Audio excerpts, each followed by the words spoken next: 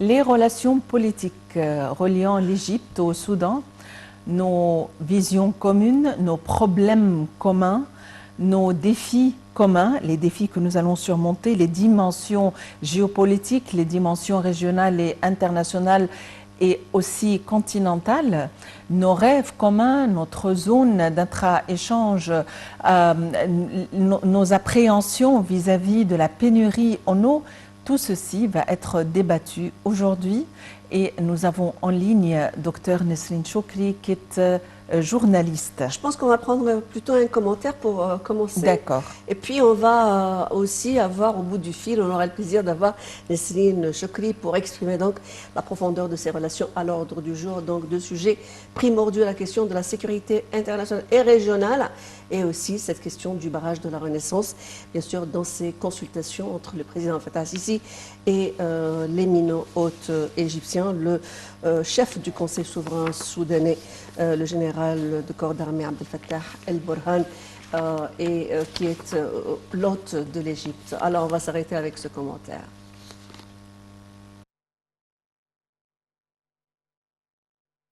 L'Égypte et le Soudan reflètent une histoire commune aux dimensions régionales et internationales. Les deux pays sont liés non seulement sur le plan de leur étendue géopolitique, mais aussi sur celui des nombreux problèmes communs et questions régionales qui nécessitent une coordination constante entre eux. Depuis l'arrivée au pouvoir du président Abdel Fattah el-Sisi, les relations entre les deux pays ont connu un grand progrès. Les relations commerciales ont connu une croissance remarquable ces dernières années grâce à l'adhésion des deux États à la grande zone de libre-échange arabe et au commerce. L'Égypte et le Soudan consolident leurs relations commerciales en établissant des projets économiques communs dans tous les domaines, ce qui profite aux deux pays et contribue à la restructuration des relations futures entre eux. Le volume des investissements égyptiens au Soudan atteint 2,7 milliards de dollars alors que les investissements soudanais en Égypte ont atteint environ 81 millions de dollars. Il existe en Égypte quelques 300 entreprises soudanaises travaillant dans les secteurs de l'industrie, du commerce, de l'agriculture, des services financiers, de la construction, du tourisme et des télécommunications.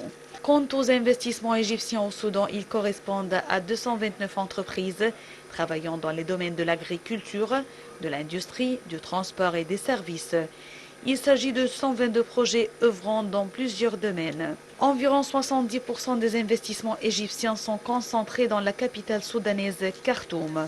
Au cours des 10 premiers mois de l'année 2018, la valeur des exportations égyptiennes vers le Soudan s'est élevée à 315 millions de dollars et 747, alors que ces importations du Soudan ont atteint 169 millions de dollars et 613. Ces exportations égyptiennes consistent en principe aux produits industriels, alimentaires et pétroliers, aux machines et équipements, aux matières premières, aux textiles, aux moyens de transport, aux boissons, aux médicaments et aux objets d'orfèvrerie en cuivre. Il existe également des projets stratégiques égyptiens au Soudan, dont celui de la culture de 100 000 fédans dans le gouvernorat du Nil bleu, celui de la production des viandes sur une superficie de 40 000 fédans dans le gouvernorat de Nil blanc, celui de la voie fluviale entre les ports d'Asson et de Halfa pour le transport des marchandises et des personnes. Parmi les principaux projets conjoints entre les deux pays figure la construction d'une route côtière entre l'Égypte et le Soudan, long de 280 km, le projet routier Kostoul Wadi Halfa, qui s'étend sur 34 km sur les territoires égyptiens et 27 km sur les territoires soudanais, et la route Aswan Wadi Halfa d'Angola. Les projets conjoints les plus récents lancés par les deux pays sont le projet du port terrestre Kostoul Archit, le plus important portail égyptien vers l'Afrique, qui contribue à une augmentation importante des échanges et des investissements entre l'Égypte, le Soudan et le continent africain.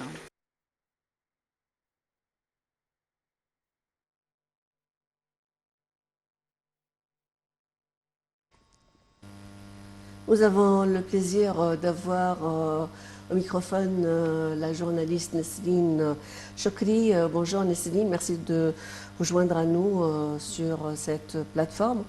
Bonjour. Et on commence tout de suite dans le vif du sujet. une coordination donc importante et d'importance entre l'Égypte et le Soudan, grand dossier, barrage de la Renaissance, mais aussi cette question de coordination sécuritaire. Parlez-nous amplement de l'ordre du jour donc de cette visite du chef du Conseil souverain soudanais. Alors, bien sûr, nous savons tous que les relations entre l'Égypte et le Soudan, ce sont des relations historiques et éternelles, et que ce sont des relations très profondes parce qu'elles ne sont pas seulement tissées au niveau des responsables, mais encore au niveau des peuples, d'autant plus que les deux pays partagent une histoire commune et partagent aussi un même fleuve. Alors aujourd'hui, cette visite du président du Conseil souverain soudanais, elle vise surtout à renforcer les liens entre les deux pays, la coordination sécuritaire, comme vous venez de le dire, puisque les deux pays partagent des frontières et que sur les frontières, il peut y avoir plusieurs menaces, mais aussi elle vise surtout à consolider les relations d'échange commercial et économique, d'autant plus que les deux pays partagent des terminaux terrestres à travers lesquels il y a d'importants échanges économiques et d'investissements.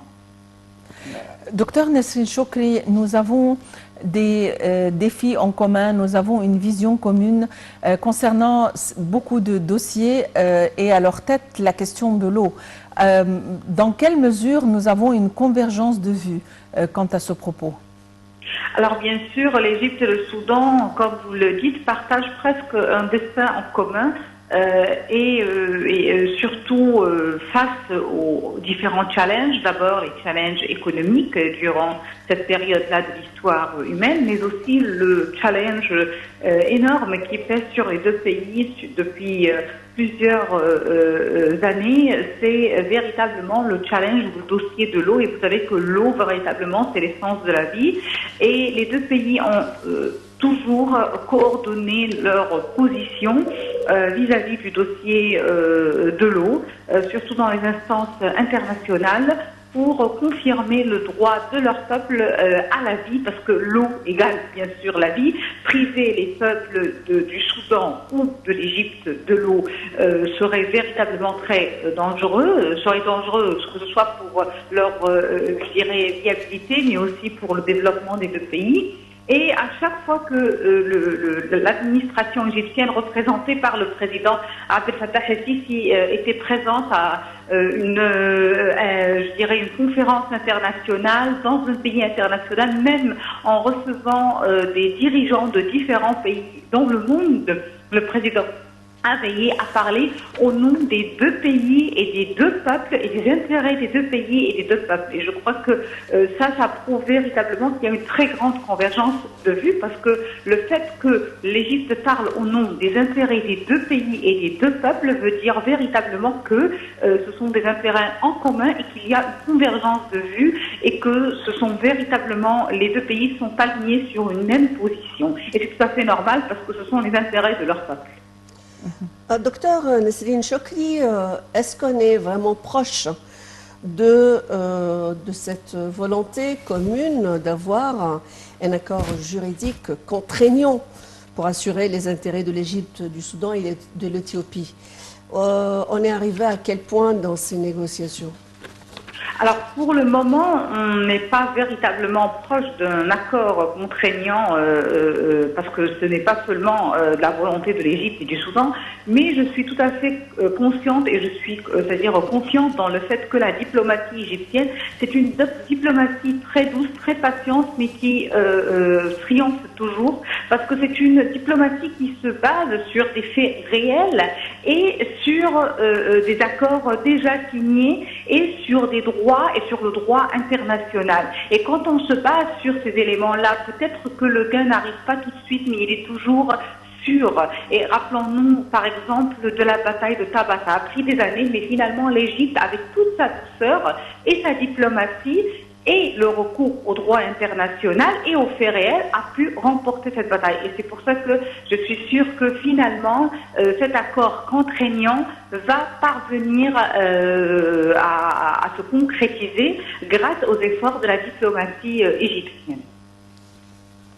Docteur Nesrine Chokri, les relations commerciales entre l'Égypte et le Soudan ont connu une croissance et un développement remarquable durant ces dernières années grâce à l'adhésion des deux pays à la zone de libre-échange arabe et au COMESA. Quels sont les points forts de nos échanges au niveau commercial?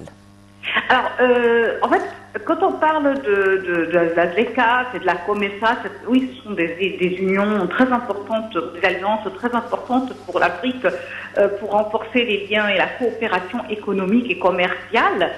Bien sûr, l'Égypte et le Soudan sont deux pays frères et en plus frontaliers, donc qui peuvent véritablement aller très loin dans ce domaine-là.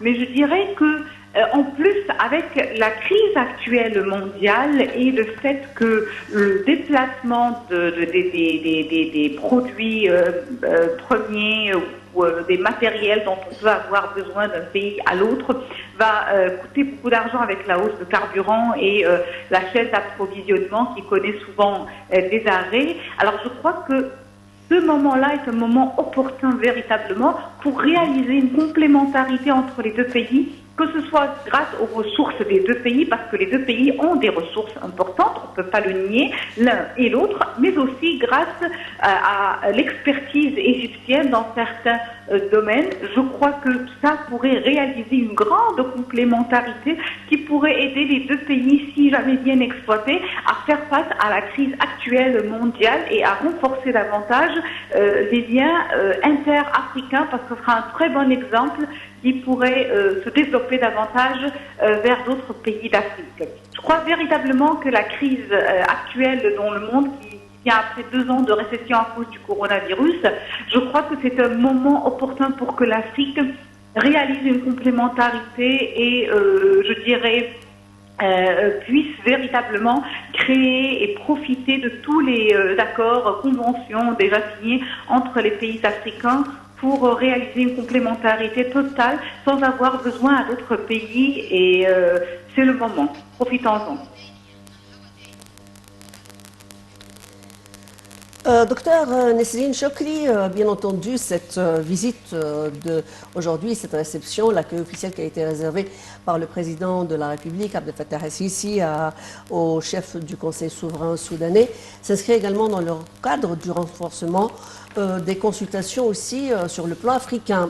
Alors, quels sont les points forts de cette coordination, surtout que le soutien de l'Égypte est prohibité toujours par le Soudan dans les instances internationales, régionales, africaines. Parlez-nous un petit peu de cet agenda. Alors en fait, je crois que bien sûr, aujourd'hui, les deux dossiers les plus importants seront la sécurité des deux pays, la stabilité aussi du Soudan, parce que l'Égypte a toujours veillé et continuera toujours à veiller pour la stabilité économique et politique du Soudan, ce qui est très important, mais aussi elle visera aussi à traiter d'autres dossiers comme le renforcement des liens économiques, parce que l'économie s'avère aujourd'hui être un outil très important et indispensable à toute forme de stabilité. Et aussi, bien sûr, le dossier de l'eau. Ce sont les 3 dossiers, à mon avis, qui vont être les axes principaux des discussions entre les deux dirigeants aujourd'hui, ou qui sont déjà les axes de discussion, puisque déjà les deux dirigeants se sont rencontrés, entre les deux dirigeants aujourd'hui. Et je crois que ces 3 dossiers, si jamais il y a une véritable, je dirais, une bonne gestion de ces 3 dossiers, les deux pays peuvent surmonter tout challenge ou tout risque durant cette période-là. Il y a pas mal d'investissements égyptiens au Soudan et des investissements soudanais en Égypte. On aimerait jeter la lumière sur les domaines d'investissement des deux pays. Alors, bien sûr, les investissements égyptiens et soudanais sont toujours des investissements qui sont dans des domaines d'expertise des deux pays, c'est-à-dire domaine agricole, domaine aussi, je dirais, tout ce qui est lié au bétail ou à l'élevage des animaux. L'Égypte aussi a une très grande expertise dans le domaine de l'électricité et elle partage cette expertise-là avec plusieurs pays africains, entre autres le Soudan. Donc ce sont des dossiers, ce sont des domaines, je dirais, d'investissement qui permettent de réaliser les intérêts, surtout les intérêts qui sont proches des intérêts des peuples ou des besoins des peuples dans les deux pays. L'Égypte aussi a une grande, je dirais, expertise dans le domaine de la construction, surtout la construction des infrastructures, comme on l'a vu au cours des dernières années. Et je crois que l'Égypte pourrait véritablement permettre au Soudan d'en bénéficier davantage par rapport à ce qui est réalisé pour aller plus loin, puisque on parle aujourd'hui d'une grande autoroute qui irait de l'Égypte jusqu'au Soudan du Sud, donc qui passerait, jusqu'à l'Afrique du Sud, donc qui passerait par le Soudan et qui pourrait connecter l'Afrique entière. Docteur Nesrine Chokri, vous avez parlé tout à l'heure, vous avez fait allusion à la crise, à la gestion de la crise pandémique, qui n'est plus devenue pandémique. Aujourd'hui, on parle peut-être d'amoindrissement de la méchanceté de ce virus. L'Égypte a longtemps soutenu le Soudan avec un lot d'aide médicale à plus d'une reprise pour la gestion de ces crises. Parlez-nous un petit peu du spectre de la situation actuelle au Soudan, qui était, il y a peu de temps, qui avait connu une forme d'effervescence. La situation sécuritaire intérieure. Alors, vous parlez de la pandémie ou de la sécurité à l'intérieur? Je veux dire de l'aide égyptienne au renforcement de la sécurité, parce qu'on parle de sécurité sanitaire ici aussi, et la situation aussi, l'occasion pour faire le point de la situation intérieure au niveau du Soudan. D'accord, donc là on a deux axes. Alors pour le premier axe, l'axe qui est lié à tout ce qui est santé, eh bien l'Égypte est un des rares pays dès le début qui a tiré la sonnette d'alarme sur le fait que l'Afrique a été délaissée par le monde entier, alors qu'elle n'était pas véritablement la source de la pandémie, mais qu'elle a été délaissée par le monde entier sur le plan des besoins, des aides et même de la distribution des vaccins. Et par conséquent, l'Égypte s'est faite, à travers le personnage du président de la République, la voix de l'Afrique à diverses instances internationales pour réclamer de l'aide à ce continent. Mais elle ne s'est pas arrêtée là. Elle-même a attribué des aides à plusieurs pays africains, entre autres bien sûr le Soudan, parce que c'est un pays frère. Donc il y a eu plusieurs aides qui ont été distribuées de la part de l'Égypte au Soudan. Il y a aussi eu des doses de vaccins. Mais il faut savoir que ce n'était pas seulement au niveau du coronavirus que l'Égypte a fait des interventions médicales au Soudan, c'est que même avant, il y avait plusieurs campagne de sensibilisation que l'Égypte avait menée, que ce soit au Soudan ou dans d'autres pays africains, contre l'hépatite C. Parce que vous savez que l'hépatite C a été pendant des années un ennemi rude pour le peuple égyptien. Et puisque l'Égypte a su surmonter cette maladie et a su totalement la neutraliser sur son territoire, elle s'était lancée pour faire davantage pour d'autres pays, entre autres le Soudan.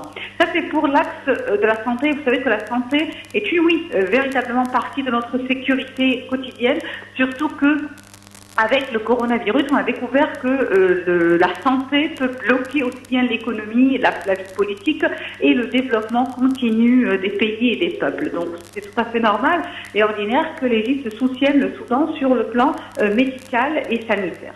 Sur un autre axe, la sécurité intérieure au Soudan, on ne peut pas dire qu'elle ne passe pas par d'innombrables défis et challenges dus à, je dirais, des certaines tensions économiques, mais je crois que l'Égypte aussi pourrait là permettre au Soudan de réorganiser la situation en présentant surtout des conseils liés à la réforme économique. Et déjà, le ministre des Finances Dr Mohamed Maïd, avait proposé au Soudan d'aider le Soudan à mettre en place une réforme économique qui serait réussie et qui permettrait au Soudan de surmonter la crise actuelle et de remettre en ordre l'économie du pays et de la remettre sur les bons rails pour savoir véritablement attirer des investissements qui pourraient créer des opportunités d'emploi à la jeunesse soudanaise.